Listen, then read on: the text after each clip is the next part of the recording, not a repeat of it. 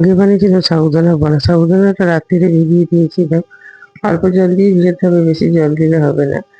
তারপর এটার মধ্যে দিয়েছিলাম আলু সিদ্ধ করে, আর দিয়েছিলাম লঙ্কার গুঁড়ো, হলুদ গুঁড়ো, ধনে জিরে গুঁড়ো, চাট মশলা, আমচুর পাউডার, গরম মশলা, কাঁচা লঙ্কা, ধনেপাতা দিয়ে এটাকে হাত দিয়ে ভালো করে মিক্স করে নিতে হবে।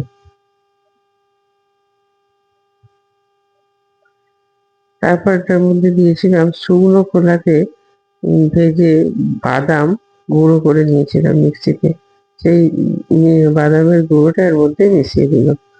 এবার হাত দিয়ে এটা একটা রাউন্ড শেপ বানালাম।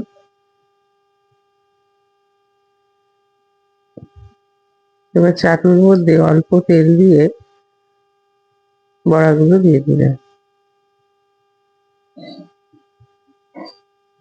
এক পিঠ ভাজা হয়ে গেলে ওপর দিয়ে আর একটু তেল দিয়ে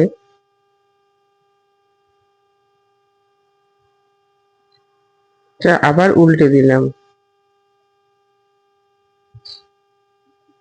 দিয়ে সাবুদানা বড়াগুলো এপিঠ ওপিঠ দুপিঠ ভালো করে লাল করে একটু ক্রিস্পি হওয়া পর্যন্ত ভেজে নিতে হবে। সাবুদানা বড়া রেডি।